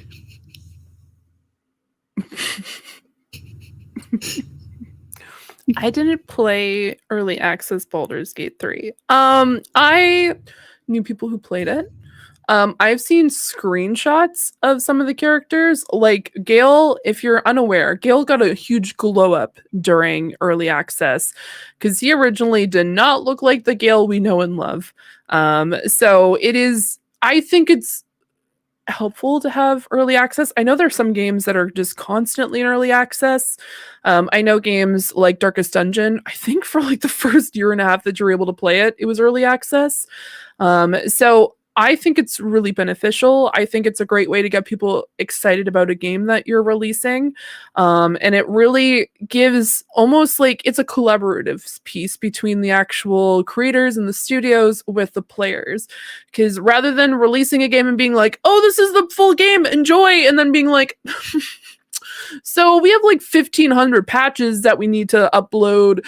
And we know that things aren't working and our servers aren't working and nothing's working. But let's just I think it should be more readily used to have early access to get people. Like, I know that there's beta testing. I know that there's early weekends or whatever that they'll do beforehand. But I think having that ability to get more users to play test your game, even though they of course have play testers, when it came to Baldur's Gate, they got a lot of that feedback during early access. They had a lot of comments about like how things worked, what didn't work, and I know for myself the reason why I didn't hop into Baldur's Gate 3 early access was, one, at the time Baldur's Gate 3 really wasn't on my radar, and then two, it was a matter of, okay, so I'm going to play this game and then I'm going to lose this character after like 48 to 72 hours. No, I'm not wasting my time. Right. Now I'm just like, whenever I play Baldur's Gate now, I'm like, I kind of wish I was a part of that because I could have seen what the game looked like beforehand, because some people talk about like how certain things acted beforehand. So being able to see that growth, mind you, Larian's a whole other beast in comparison to other studios, because we're even still seeing to this day, like things still being released. Like they had the Valentine's Day releases with a bunch of new updates and a bunch of new like romanceable things in the game, which kind of has almost the same feeling of an early access, because you're still seeing like major updates. It's not just like, oh, there was a glitch here and there. It's, oh, we changed this. Oh, we did this. So Larian's a little bit different, but I find that with other games, I think it's a positive thing. I do like the idea of early access. Mind you, we see with Xbox, it's called Game Preview, because I know there's a number of games on there right now. They have Tectonica. They this month it's going to be Lightyear Frontiers, which is actually in our thumbnail. in the background. And Pal World, of course, is in game preview right now, which is the biggest game at the moment, other than Helldivers 2. So it's very, or of course, Final Fantasy. My apologies for the people who are listening who are playing Final Fantasy while they're listening to this podcast and they're like, do you know what game released today? I do. I get it. But I think it's a positive thing. I would love to see more of with larger games, especially if they want their game to work on a release. Yeah. Because I think games like maybe Cyberpunk would have benefited from being early access for a little bit. It was for the first year. Everybody who bought it, they were playing the early access. They just didn't know. Just didn't get that later. They just didn't get that notice. I mean, it worked on things like Stadia. I'm not trying to. You knew that was coming. I just had It to say was early access on Stadia. Yeah. Yeah. Stadia was early access. Look where that went. Rip. So I have a love-hate relationship with early access. Like, I like it for the reasons you said, that, you know, the developers can get that feedback from the community, the people that really are excited about their game. But I don't know. I've done it a few times. Like, I played Dave the Diver early access, Vampire Survivors on Steam early access. You know, I've done it a few times, but I wish, like, I'd like to now wait and just wait for the final thing. Like, I don't need to be your playtester. I don't need to be QA for your game, right? I got other things to do. There's a million other games. But for something like Pow World right now, like, there's a huge hype for it right now. And when it officially releases, will there be? Like, is it going to be a thing? Like, you miss out. You had that FOMO. You miss out on the big rush of everybody playing. So then I don't like early access, and I want it to just release, but I want it to be perfect. So I don't know what I want. But I think you're right. I think it's going to be more prevalent as we go along, especially for an indie game. You just don't have the manpower to have people testing everything out, and you want that feedback early on before you get too far down a rabbit hole with a certain system. Is it going to work at all or not? What do you think? You know, for sure. I think like early access is a good and bad thing, right? I think number one thing is like, number one, you need to make sure that the game isn't too broken to where if people buy it early access, they feel like they got ripped off, right? Some games come out early access, you buy them and you're like, no, this is early access. Like, this game isn't even functional or working or anything. Sometimes the other thing I was going to say too, though, is treating games with a certain level of like, oh, if you have early access, not resetting your game, you know, like when it full releases, don't take away all the time and effort that people put in the game to make it get to the point where it comes out. You know, like, I would hate to buy a game early access and then it comes out and they just go, by the way, we're wiping all the data. Like, what are you talking about? Like, why would you if you're going to do that, then give me something in return. Correct. Yeah. I think like the early access, like, you definitely should give people a reason to buy it, right? Besides playing it early, give people a reason to buy it early, right? Give them some sort of incentive, whether it be some sort of, some people, it's just, and it's dumb, but to some people, an in-game item or in-game cosmetic or something, knowing like, hey, I was an early tester of this game, that could be big, right? Some people really like that stuff. You know, you get those like founders editions, which are basically early access things, right? Like, oh, I bought this when it was like early access. I have this cosmetic in the game that shows you I was one of the first people to play it. Those are things that can be beneficial to making you want to buy the game. I also appreciate bringing in more funds to make the game development better and all that stuff. But I think there's a baseline of, if we're going to do early access, we have to give you at least a functional game, because I would hate to spend any money on a game that is broken, right? Like, you know, I just, and like I said, sometimes the thing that sucks is, depending on how you release an early access game, some people, even if you say it's early access, if it's broken, it actually puts a bad reputation on the game right there. Like, it puts a bad taste in people's mouth. Like, I don't want to say Cyberpunk was early access, but it sucks when you have to say a game came out and a year later it's functional or working or better, because you don't want that initial reaction of a game to be bad, because it's harder to build that reputation from it being bad to being decent, right? Example, No Man's Sky. I'm not saying that was early access, but there was a lot of promise in that game when it first came out. It came out and people were like, where's all these things you talked about? Oh, they're not here. Give that game 3-4 years. Now that game is like Steam, like positive reviews, people playing it. everybody loves it, everybody talks about it, but that's the thing is like, in a way, Now. like early access, yeah, now, right. Then, no, there was super bombed on reviews on Steam. Like, it was really bad. So it's like, in a way, like, it sucks because some games come out and they may not know they're early access, but they are. Like, they should kind of like, you know, give it some more time or come out earlier and say that's early access, at least to where people have like, oh, it's early access. It's not, you know, it's okay. It's kind of broken. It's okay. But I think you have to at least put out a competent game and then make sure that you just reward the people that do the early access. Like, give them a reason to want to give you money early for a game that's not necessarily 100% complete or 100% functional at that point. So yeah, I mean, like I said, I think it's cool that it's an option because some of these developers, I think the smaller developers are the ones that I look at. Like, some of these developers can barely get the game out because of the funds they have available, right? Some of these games just get out and they're kind of like, here's the best we can put together with the money we got. Hope you like it. If you do the early access, we're going to have more plans. Here's our, you know, goals or whatever. It's kind of like Kickstarter, but a live Kickstarter, right? Like, we started with this much money. Here's what we can provide to you. If you buy it though, we can make it better.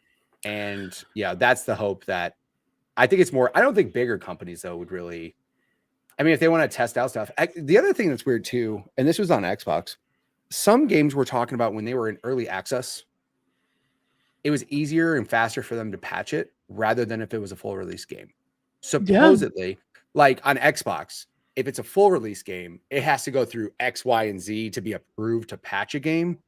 But if it's early access, they can bypass a lot of that and patch the game quicker, which is why some of those games on Xbox say early access, even though the game's been out forever. It's like, how is this still? Wasn't Fortnite early access for years?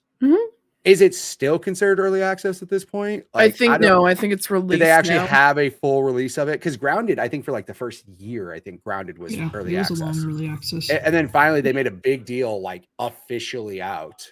Like, but I mean, like I said, I don't think they do it just for the updates, but I know on Xbox it was easier for people to patch games. So it's like in our benefit, if we just slap a tag of early access, we can at least get patches out quicker and it's a little bit easier. So, I mean, there's good and bad. I just think you need to make sure you reward the players that give you money up front early for a game that's not complete. Yeah, I think like at least for like and I'm mentioning Darkest Dungeon again because I remember playing that game when it was very early release, and I'm saying like 2015. So it was in early access for about a year and a half, and then it fully released in January of 2016.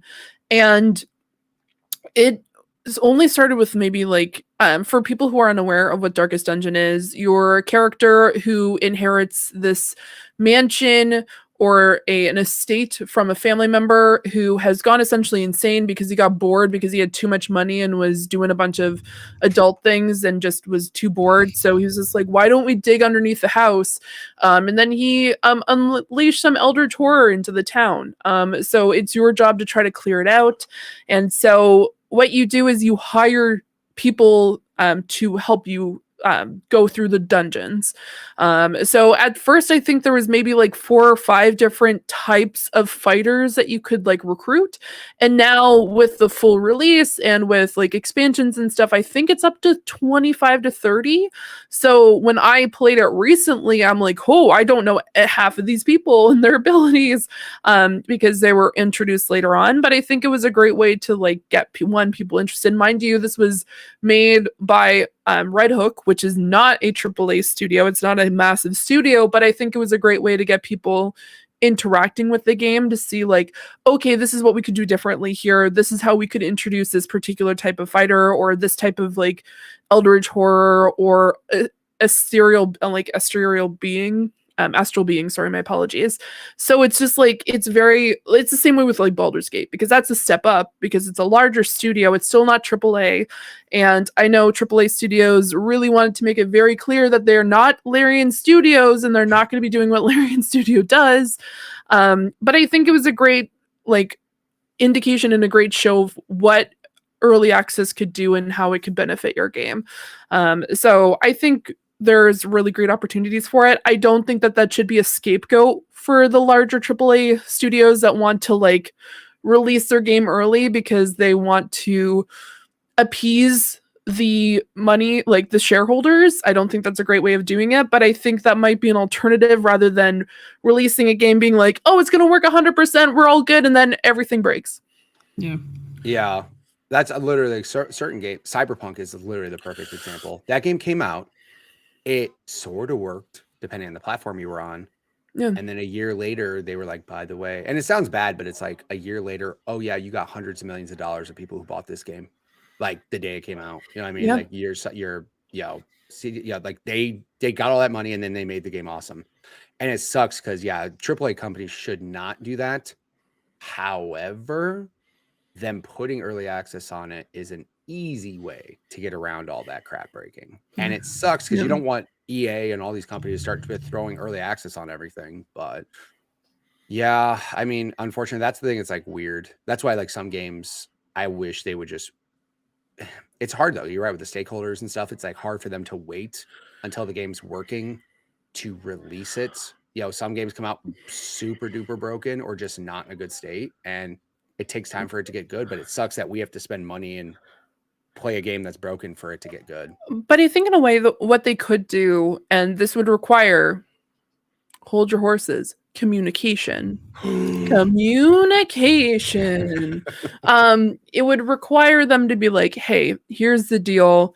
We recognize that we're still not at the peak of what we want this game to be. If they did something like you were talking about, which is say we're gonna release, let's pretend we're running CD Projekt Red, and we're like, okay, you know what? We realize Cyberpunk is not the way that we said. You remember E3? You remember those videos that we showed you guys? Looked phenomenal. Everything looked great. It looked like you were in a city. We're not there. So let's talk about what we can do for you. This is how we're going to work together with this. We're going to early release it. You are going to get a founder's vehicle or a founder's skin or a founder's, like, you get really cool stuff. Woo, shiny. You get early access to maybe, like, let's say they introduce like only 2 of the 3 storylines, because there's 3 different ways you could start the game. Maybe they only release 1. Who knows? Whatever works for them. I'm not, this is how I would do it. And then say, here's the founders, what you get. This is what you can do in the game. It is early access. We're going to be releasing it over the next year. That would have been a great way to do it. I think that would have really saved their butt. 100%. Yeah, I think that would have been a good thing. And like, you know, just giving an incentive and explaining everything up front. You are right though. Like the internet would have just been like, why is it not done? Mark. But I mean, I would rather that than, give you something to play in the meantime. And like I said, it's like, hey, we can give you 1 of 3 storylines, or hey, if you buy this early, the first DLC that comes out, you'll get included. Like if they did something like that, like something to make you want to do that. But I mean, it would be cool, but also it would take a lot of balls for a really big studio to do that. It would take a lot of balls. Because I mean, here's the one thing I'll say. The one that's crazy to me, yet it still didn't work out, was Halo Infinite. Halo Infinite was going to come out, and they straight up said, no, this is our biggest franchise. We cannot release it in this state. We are not going to put it out. And everybody's like, what are you talking about? Like, you put it on boxes, like boxes saying this is coming out now. And now you're telling me all this marketing they did for, like, they had marketing put into place for Halo Infinite, all these deals with all these other companies. And then they just said, sorry, it's not coming out until next year. And that's crazy for a company to have that big of a game, have all this ready, and then just go, no, we seriously can't do this. What sucked is it came out and it still wasn't in the shape that it should have been to come out. And that's where I'm like, yo, that's crazy. Like the game came out, and again, by the way, Halo Infinite's fun. I still have fun with it. The campaign didn't suck. It was fun, okay? But it wasn't where it should have been when it came out. Now, had they said, by the way, here's this thing we're working on. If you want to buy it early, you can. But like I said, like it's weird that like that big of a company straight up said no, and they could have taken your money. They could have said, okay, cool, we'll just release it. Who cares? They know that it would have like ruined. I can't imagine how bad that game would have been if they released it when they said they were going to, because like it came out and it was rough. God knows what it was like beforehand. And here's the thing. Oh, sorry. Continue. No, I was just gonna say, like, it just unfortunately it sucks because I think a big company, CD Projekt Red should have done that. What you said is exactly what should have happened. Yo, guys, I'm sorry this game is not ready. Here's an option. If you don't want this option, then we'll put it out in a year and shut up. Or here's an option we have available for you. We'll make it a little cheaper because it's not a complete game. Something. You can get a taste of the game right now. It's in early access. Or you can wait a year and play the full thing. Whatever you guys want to do. Giving customers, like you said, though, giving the person communication and an option is better than nothing at all. But it would take a lot for a big company to say, like, we can't put out this full game, because shareholders don't care. They just want money. Correct. They want their return on investment. And yeah, I would love for a big company to do that. That'd be great. I mean, with like, and I'll end it with like me talking about this, is like Baldur's Gate, when they released, like the game still had, like, I'm not saying that it was a flawless game at the beginning. Don't get me wrong. There was definitely some flaws. And then there was also some flaws after patch 4, because you couldn't get to Act 3. Act 3 was not playable, guys. It was, I'm sorry, Larry. And you know this, you fixed it. Hearts to you. Y'all know you goofed. y'all know you goofed. Mind you, I play with a ton of mods, so I also know I was goofing around too. It was a mutual goofing around. We were goofing around, you were goofing around, I was too. It's just a goof fest, you know what I mean? We're just having fun. But no, what I really like about the fact that when they started releasing patches after, the game was playable. You could play it from start to finish and have a phenomenal time. But then they realized, like, you know what? There was things that we wanted to do at release, recognized we could not do that, so we removed it out of the game completely. But we just removed this particular situation. We removed these endings. We removed X, Y, and Z because we knew that we couldn't accomplish what we wanted to do with the game in the time frame that we had, because we had to release it on August 8th. So they're like, yeah, mutual goofing. Yeah, exactly. Mutual goofing around. But then they were like, you know what? Since now we've full released, we've had a few weeks, the dust has settled on the release. Let's start patching in what we wanted to include. No extra cost. And I'm not saying the larger companies, I know you guys love making money, and I know everyone loves making money, but they released the patches with the items that they wanted to include in the initial release, and so there was no extra cost on it. I think bigger companies really need to start looking at that and thinking, like, how can we release a game? Like, I'm not saying make Baldur's Gate 3. I'm not telling big companies to do that. I think it's just taking what they did and how they handled their release, even as a smaller company, and what they could have done, because that game, you can do anything you want. And I know people say you can literally do whatever you want. You want to poison an entire camp by putting like poison in wine? Absolutely. Do you want to do barrelmancy, where you just put barrels everywhere and catch them on fire? By all means. You want to throw a goblin off the map? Go for it. You want to kill all the side characters? You go to town. I won't like you very much, but you do you. But I don't know. It kind of left like a bad taste in my mouth, I guess. And I know this is off topic. Is when they initially released Baldur's Gate, and all these big companies were like, "We're not Baldur's Gate. We're not Larian Studios, and we're never going to be that." And I'm like, I don't think you need to be that way. But things like early access, things like recognizing what you could have done to make your game playable. CD Projekt Red, No Man's Sky. No Man's Sky. Any large AAA. Wild, yeah. There's a couple games that unfortunately that will like stand the test of time of releasing bad. A lot of people that I know, Destiny was that game. I bought Destiny 1 day one, and I played like 10 hours of it, and I hated it because it was repetitive and boring. I just did not find it enjoyable. I love Bungie. We know Bungie makes great games. That wasn't it. And then now it's like, again, everybody's like, after 2 years and 3 expansions, they're like, "Oh, this game's great." I'm like, "Yeah, I bet it is now that you've gotten millions of dollars from people who played it, and some enjoyed it and some stuck around and some traded it in that same week like I did," right? It's just, you gotta, if you're gonna release games and if you feel it's not complete, early access is always the thing. Also, I want to point out something that Bowser said about early access, playing games early, the 3 days early thing. I will not hate it if I feel the extra money is worth the extra stuff and not the early days of.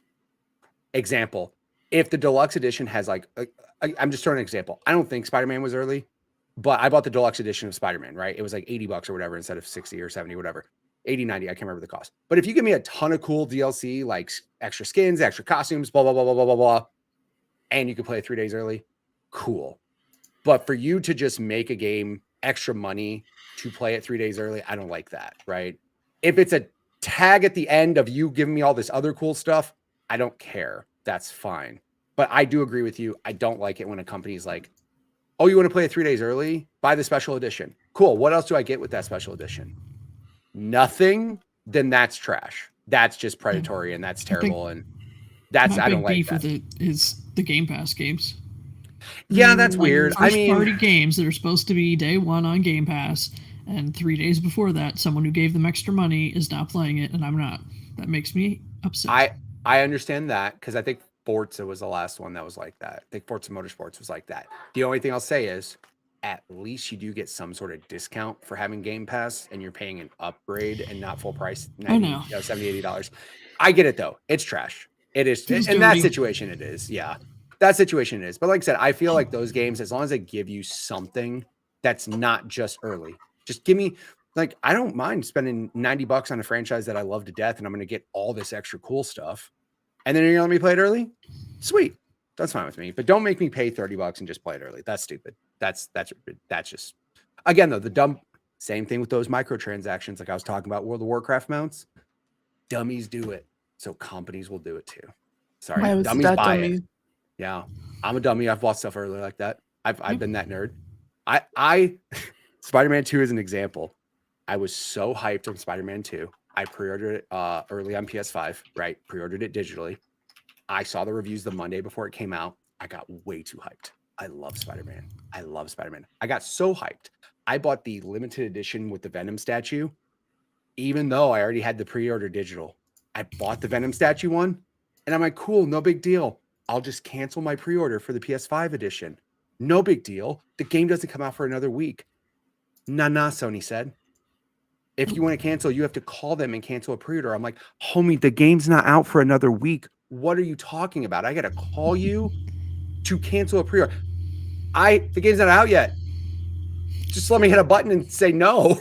But no, you can't do that. So to this day, I still have a code in that drawer right there for a digital copy of Spider-Man because I couldn't cancel my digital pre-order. So I'll do a giveaway for it one day or something. Not on this show, obviously. Won't help you very much on this show. But yeah, I just thought I was like, and some people that hype will make you do wild things. Like buy a $270 version of a game that you didn't think you needed until a Monday review came out, and it's great. You know, it's a great game. Yeah. So dummies like me. It's the reason why they do those things. So. I mean, I've done it for the few days extra. I've done it. Yeah. Especially for like a story-focused game. Yeah. If you're on the internet, well, good luck, because you're probably going to see something you didn't want to see. That's just true. People are 3 days ahead of you in the game. They did that with Call of Duty. Like the last couple Call of Duties, they've been giving people the campaign early. And it's funny because if everybody's like, I don't want the campaign early. Like, give me the multiplayer early. I don't care about that campaign. But they already got the campaign done a long time ago. They're just like, here, 2 weeks early. They're like, no, we want to grind guns. Please give me the multiplayer early. So, yeah, that's pretty funny. Yeah. All right. Early Any other access questions? content. That No. is it. One thing I'll share out of nowhere, though, that my wife just brought me. My wife said it came, and I'm like, what came? And I thought she was going to say the big one, you know, like Toy Story, like, you know, but no. I just got my gold medal for Extra Life. Nice. Ooh. Congratulations. Congrats. That's pretty cool. She came in. I'm like, what do you need? Why are you bothering me? And she's like, no, here. I'm like, oh, cool. So, yeah, that made me happy. Very cool. Wait, she opened your mail? What's that? She opened my your mail? We're married. She does everything I do. What are you talking about? She opens my mail. Yeah, we have a check. Isn't that illegal? I mean, it is, but we're married. Am I gonna press charges on my wife? Maybe one day if I don't like her or something, I'll be like, just call the cops. She opened my mail. I didn't know if the laws were different in the United States. In your No, they state. are. No. Like, you're not supposed to open other people's mail, but at the same time, She's my I was- wife. Like, It was it's mostly, I'm helpful. curious. Canadian here. I don't know American laws. I was just curious. No, to be clear, you shouldn't open other people's mail. That is true. Okay. My wife just did commit a federal offense. We will not talk about that on the Xbox Drive. Federal government, close your ears. But yeah, no, she did commit a federal crime. Okay, cool. That's sick. It's fine. Happens I all won't the press time. charges. Don't worry. I can't tell what the government's going to do though. The government's going to be like, kick it in. Jennifer, we have to talk.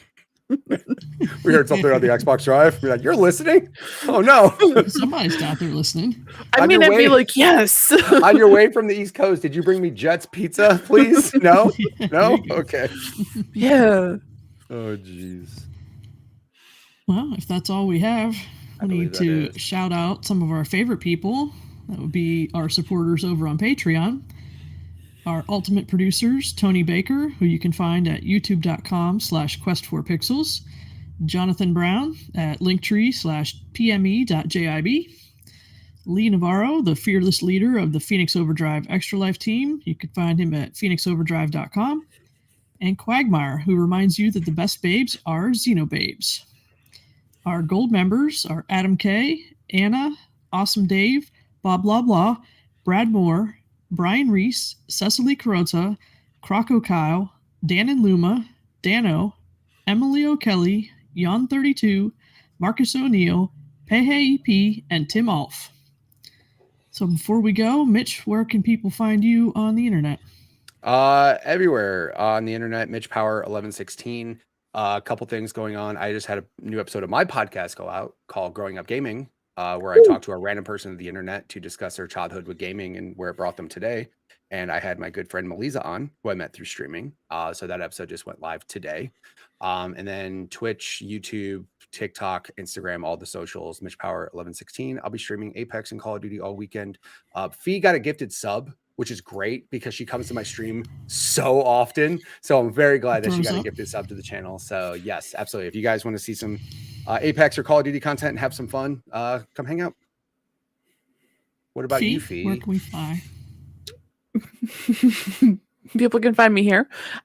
People can find me over on youtube.com/point in progress, where I swear a lot.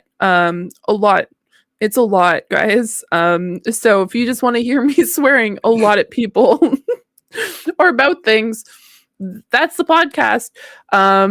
This week we talked about Dune, Helldivers, and books, specifically bookshelves. Contents we will not talk about. We'll just you can go listen. Have fun. Point in progress. Every Wednesday. It's a lot of fun, guys. 10 out of 10 would recommend. And sometime you might see me over on Twitch, twitch.tv/Serenix, where I'll play some games like Elden Ring and do some art. Because shocker, as we've learned on this podcast, I do art sometimes. She draws. I do draw. As Sean Capri says, she draws. She draws. Also, parental warning, I swear a lot of my stuff too. Just want to throw that out there. If you're coming to me for wholesome content and you're bringing your kids for a lot, don't do that. Don't do that. They're going to learn a lot of adult words. A lot of adult It's words. true. Yeah. It is true. What about you, It's true. Bowser? You can find me on X at Bowser13 or come hang out with me in the Discord. And before you leave, make sure you thumbs up the stream here on YouTube. We appreciate it. It helps. That's all I have. That's it. We did it. Yeah. That's it. We did it. All right. 10 Sean, out of we 10. miss you. We miss you, Miss Sean. Love you, buddy. Yeah. You're still alive. We love you. Just making sure we point that out every week. He's still alive. He is alive. We miss you, Sean. Yeah, exactly. We love you. Well, we'll talk to you all next week. And you know what? We're going to end the podcast by me saying, I miss you more than Mitch. Have a great day, everybody. And we'll see you next week. Whoa! Thanks so much for tuning into this episode of the Xbox Drive. Now, before you drive off, be sure to like and subscribe on YouTube and follow Carpool Gaming on socials. Don't forget that we've got some awesome Xbox Drive merch on carpoolgaming.com, and you can also support the show on Patreon at patreon.com/carpoolgaming for exclusive content. Links to everything are in the description. We'll see you next week.